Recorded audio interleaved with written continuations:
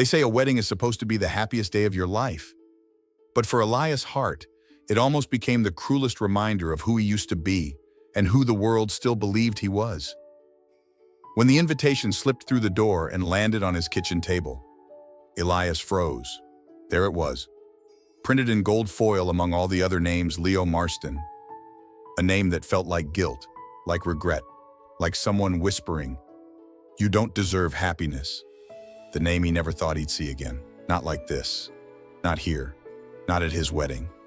Elias had been a terrible person once. He knew that. He didn't hide from it. There was a time when he drank more than he cared, cheated more than he confessed, and hurt more than he healed. Leo had been the one to love him anyway, for 3 years. Leo held him through every spiral, until the spiral dragged Elias so far down that even Leo had to let go. The breakup wasn't a shock, it was a consequence. Elias had shattered the one person who believed he could be more, but that heartbreak, it woke something in him. Not redemption, not right away, just rock bottom. He checked himself into rehab when no one else even noticed he was falling. He started therapy. He took responsibility. And for the first time, he tried to build a life that wasn't stitched together by apologies. 5 years later, Elias wasn't perfect, but he was clean. He was steady. And most of all, he was loved. Jules had found him when Elias still thought love was something he'd used up. Jules didn't ask for perfection. He asked for honesty, for presence, for someone to show up, even on the hard days. And Elias did, every day. Because when you finally meet someone who sees you as you are and stays anyway, you don't run, you plant roots. Their wedding was meant to be a celebration of that new beginning. Not a museum of past mistakes. The plan was simple, an intimate ceremony. A guest list filled with people who had walked beside them, not behind their backs. But when Elias scanned the final draft, his eyes snagged on the one name that shouldn't have been there. Leo Marston. He blinked. Once. Twice. Thinking maybe he imagined it. But it was real. And when he asked who added it, the answer stung more than any old memory. His own mother. She'd always adored Leo. During those 3 years they were together, she'd talk more to Leo than to Elias. She'd tell him, "Leo makes you look less like a disappointment." When they broke up, she didn't grieve for Elias. She mourned the loss of her favorite almost son. While Elias was rebuilding himself from the ruins of his mistakes, his mother was still inviting Leo to family dinners, sending him Christmas cards, even referring to him as her real child. So when Elias confronted her, hoping it was a mistake, just a mix-up, she looked him dead in the eyes and said, "You go through boyfriends like socks. I only ever had one real son-in-law." That wasn't just a sentence, that was a knife. And Jules, who had spent the last 3 years helping Elias stitch his soul back together, overheard it all. The man who should have been celebrated on his wedding day was now just a shadow beneath the pedestal Leo had once stood on. His eyes said nothing, but his silence screamed. Elias was caught in a storm with no shelter, between the man who saved him and the woman who still clung to who he used to be. The past clawed its way into the one space Elias had fought so hard to protect his future. But this time, Elias wasn't the same broken man who hid behind excuses. He knew he had to choose not between Leo and Jules, but between shame and dignity. And for the first time in his life, Elias' heart decided he wouldn't apologize for healing. He would speak. He would draw the line. Because family doesn't invite your past to poison your present. Family doesn't love the version of you that's easiest to control. And love, real love, doesn't demand you shrink just to fit their memory. If you've ever had to walk away from someone who still holds your past against you, you'll understand what Elias felt that day, and maybe you'll see yourself in his next choice. Because some invitations aren't just about who gets to attend, they're about who gets to belong. If stories like this move you, where love meets truth and healing comes with a twist, don't forget to subscribe to Heart Story. A new life often begins with the courage to let the old one go. The silence in Elias's apartment felt louder than any argument. After the confrontation with his mother, the air between him and Jules had grown dense, not with blame, but with the quiet weight of wounds reopened. Jules didn't raise his voice. He didn't cry. That almost made it worse, because Elias knew the damage wasn't loud, it was deep. Elias tried to explain that he hadn't known, that Leo being on the list wasn't something he agreed to. But Jules didn't need explanations. He needed proof that the past wouldn't keep writing chapters in their future. Elias had grown used to being the disappointment. Growing up, his mother never hid her disapproval. He was too emotional, too impulsive, too weak. Then Leo came along, soft-spoken, reliable, polished in a way Elias never managed to be. For 3 brief years, his mother smiled more. She started bragging about Elias again. But it was always tangled with Leo's name. It wasn't, "My son did this." It was, "Leo helped him. Leo encouraged him. Leo kept him grounded." When Elias betrayed Leo, he didn't just lose a partner. He lost the only version of himself his mother had ever respected. And instead of forgiving her son and giving him room to grow, she clung to Leo like he was the last shred of pride she had left. Even after the breakup, she kept inviting Leo to birthdays, to Thanksgiving dinners, to family brunches where Elias's name was barely mentioned. Once, Elias received a photo from his younger brother, their mother, and Leo, posing with the family dog like nothing had changed, like he'd never been part of that picture in the first place. So when Elias confronted her about the wedding guest list, her response was colder than he expected, yet somehow exactly what he feared. "You may call it your wedding," she said, "but Leo is the only son-in-law I've ever been proud of." It wasn't just disrespect, it was erasure. Jules heard it all from the hallway. He didn't barge in, he didn't defend himself, but Elias could see the way it settled in him. Like all the months of being polite, patient, present had meant nothing to Elias's family. The man who loved him enough to carry his burdens was still seen as second best to the man who had left those burdens behind. For Elias, it was a sick twist of irony. He had spent 5 years proving to himself he was worthy of love. But in his mother's eyes, he was still a mistake that needed someone else to fix him. That night, Jules finally spoke. "I know your past is your past," he said, his voice steady. "But if you let it into our wedding, it becomes mine too." Elias didn't sleep. He sat on the edge of the bed, replaying every moment he had ever tried to earn his mother's pride. And for the first time, he questioned whether her approval was something worth chasing. He wanted to fix it, not just for Jules, but for himself. So he arranged a meeting, a week before the wedding, both families invited, no decorations, no food, no music. Just a table, chairs, and truths that could no longer be postponed. He stood in front of them, his parents, his brother, a few uncles who still called Jules his roommate behind his back, and said what he should have said years ago. "Leo is not invited. This is the wedding of Elias and Jules. If anyone here has come expecting anything else, you're free to leave." His mother's face tightened. She stood up slowly, her purse already swinging over her shoulder. But it was his father who spoke first. "If your mother isn't going," he said, not even looking at Elias, "then neither am I." The room emptied faster than he expected. No protests, no goodbyes, just silence.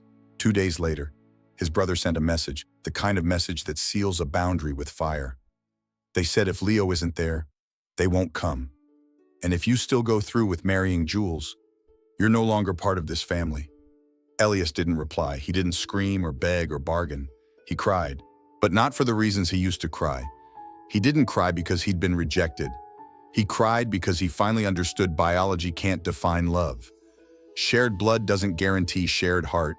And sometimes, walking away from those who raised you is the first step toward raising yourself into someone worth becoming. Jules sat beside him, silent, steady, his hand not pulling Elias back, but holding him upright. That night, Elias stopped trying to earn love that had conditions.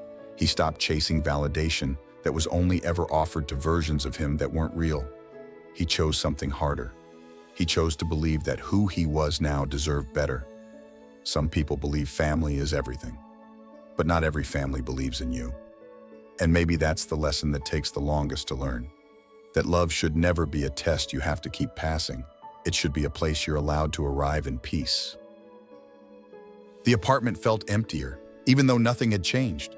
The same couch, the same chipped mug Jules refused to throw out, the same scent of cedarwood candles Elias always lit when his hands trembled. But something had shifted. Not in the room in Elias. He had drawn the line, not out of anger, out of self-respect. And yet the silence that followed didn't bring peace. It brought weight, like standing still in the eye of a storm, waiting for it to come back around harder. The standoff had begun. With just 1 week until the ceremony, Elias knew there were still loose ends. One, in particular, he couldn't ignore. He decided to gather both families for one final conversation, a dinner without celebration. No wine, no music, just a long wooden table and the truth laid bare. He didn't rehearse what he would say. He didn't prepare to please. When everyone arrived, the tension was visible. His mother wore her disapproval like perfume, subtle but unmistakable. His father sat stiffly beside her, as always, eyes distant. Jules stayed silent, respectful, yet distant, holding the space for Elias to speak. And Elias did. "I'm not inviting Leo. This wedding isn't about the past. It's not about who I used to be or who you preferred I stayed with. It's about the man I am now and the man I'm marrying." No one interrupted.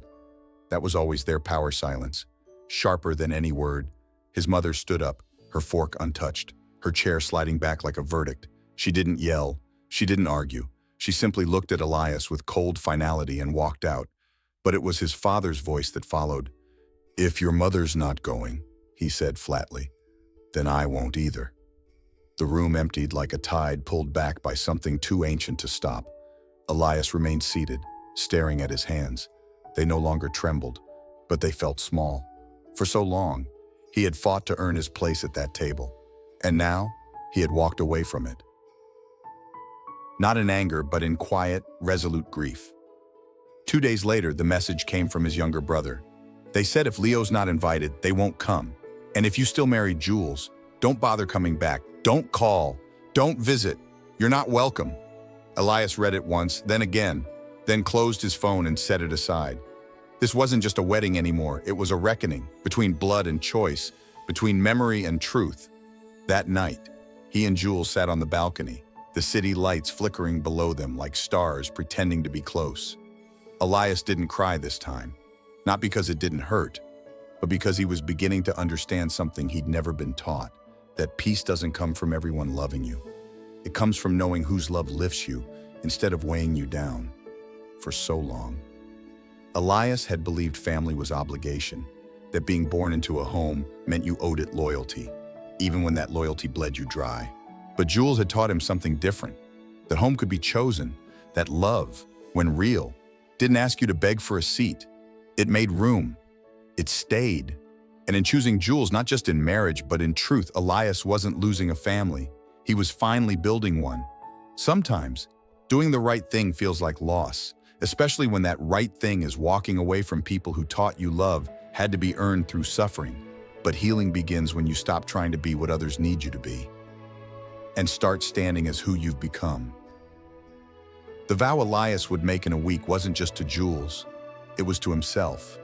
To no longer shrink for comfort, to no longer apologize for surviving, to finally become someone he could love back.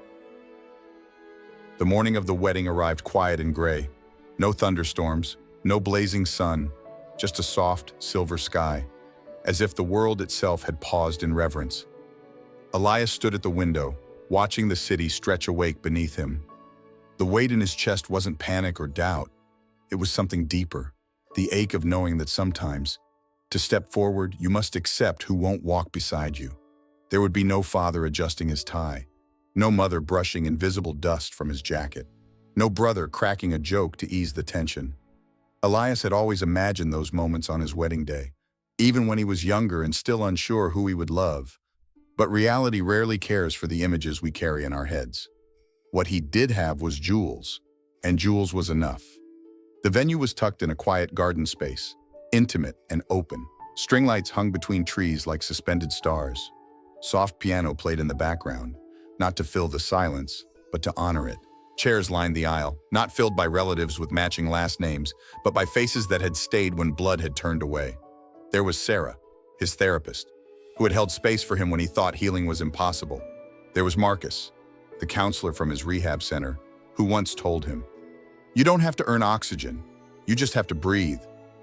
There was Cam and Dee, a married couple Elias had met through a youth LGBTQ+ shelter. Two strangers who had become something much better: family. Jules's side was full. His mother beamed in the front row, dabbing her eyes with a handkerchief already soaked. His sister whispered jokes into her partner's ear. And Jules, standing beneath the canopy, looked back at Elias like nothing else in the world existed. Elias walked down the aisle alone. No one gave him away. He gave himself. The ceremony was simple, intentional. Every vow spoken felt like stitching old wounds into something beautiful. Elias's voice shook when he spoke, not from fear, but from awe, that he had survived enough to say these words with conviction. I promise to show up, even when it's hard, especially when it's hard. Jules responded with a smile that broke into tears.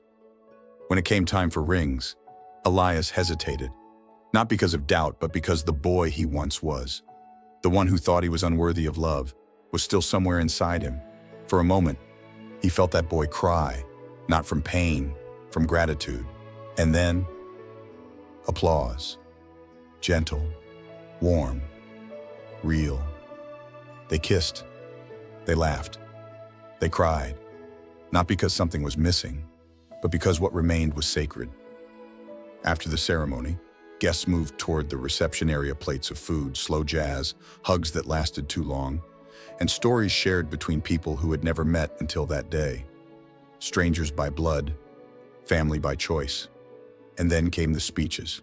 Friends stood to recall the first time they met Elias, the first time they saw him smile like he meant it. Someone joked about how Jules always said Elias was a fixer-upper with high potential. Everyone laughed, including Elias, because it was true. He had been broken, but he had never been beyond repair.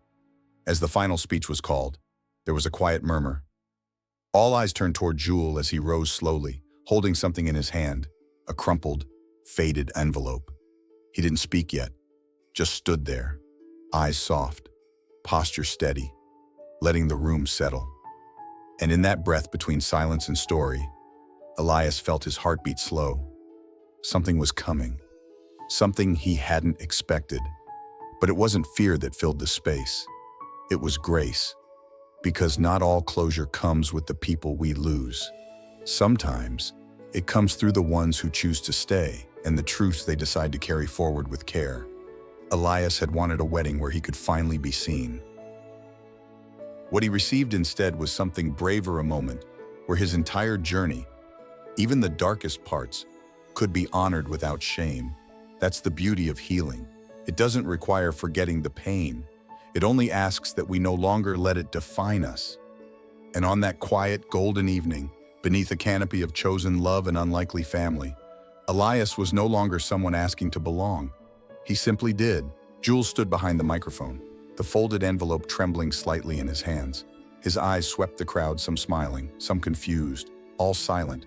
Even the breeze seemed to hush, as if the moment itself demanded stillness. Elias sat at the front table, fingers interlaced, unsure of what Jules was about to say, but knowing deep in his chest that this moment would stay with him for the rest of his life. Jules took a quiet breath and began, I wasn't planning to share this, but something about today, about what it took for us to be here, told me it's time. He held up the worn envelope. This letter came to me 3 years ago, from a name I only knew through Elias's pain, Leo Marston. Gasps flickered through the room, but no one spoke. Elias's breath hitched. Jules continued, I'd never met Leo, never even planned to, but one day, after Elias and I had moved in together, I received this in the mail. No return address, just my name. Inside was a note, a short one, no blame. No bitterness, just this. He unfolded the paper slowly, hands steady now. If Elias finds someone who can make him believe he deserves love, please don't hurt him. He's not a bad person. He's just someone who's never been chosen the right way. A hush fell again, not awkward, reverent. Jules' voice softened as he lowered the paper and looked directly at Elias. I didn't understand those words at the time. Not fully. I thought, maybe Leo was still in love with you. Maybe he was warning me. But now I think he was giving you a chance to begin again, even when he didn't have to. Elias stared at Jules, tears brimming, unable to move. Jules stepped closer to him, holding the microphone like it was something holy. Elias, he said, voice cracking, I choose you, not because you're perfect, but because you showed up, because you became someone who could love and be loved. You didn't wait to be chosen, you chose to become someone worth staying for, and you did it without needing anyone's permission. Behind Elias, at the very edge of the crowd, someone stood quietly, head bowed. Leo. He hadn't taken a seat. He hadn't come forward. He didn't need to. He had come. Not by Elias's mother's invitation, but by his own choice, because closure wasn't always about confrontation. Sometimes, it was simply witnessing someone's happiness and letting go. Their eyes met for only a second. Leo gave a slight nod. Then he turned and walked away, fading into the background, leaving behind something that didn't feel like absence, but peace. The reception carried on, but something in the air had shifted. The joy felt more whole now, more honest, because it wasn't built on pretending the past didn't happen. It was built on acknowledging it and still choosing love anyway. Later that night, after the dancing, after the laughter, Elias sat beside Jules under the canopy of string lights, the letter resting in his lap. He whispered, I thought my past would ruin everything. Jules smiled. Your past led you here. Forgiveness had taken many forms that day. Not all were loud. Some came in tears. Some came in silence. Some came in letting go of the need to be right and embracing the choice to be kind instead. Elias didn't leave that day with the approval of his mother. He didn't reclaim his father's affection or his brother's acceptance, but he left with something far more powerful. He left with love that chose him. He left with a family he had built, and he left knowing that who he was, broken pieces, and all was enough. Because forgiveness isn't about forgetting. It's about releasing the weight that keeps us from growing into who we were always meant to be. And maybe the deepest kind of healing happens not when the world changes, but when we stop needing it to. Have you ever had to let go of someone you loved in order to finally become yourself? Tell us below. Your story might help someone else feel less alone. If this story moved you, subscribe to Heart Story for more powerful LGBTQ+ journeys, emotional twists, and unforgettable healing.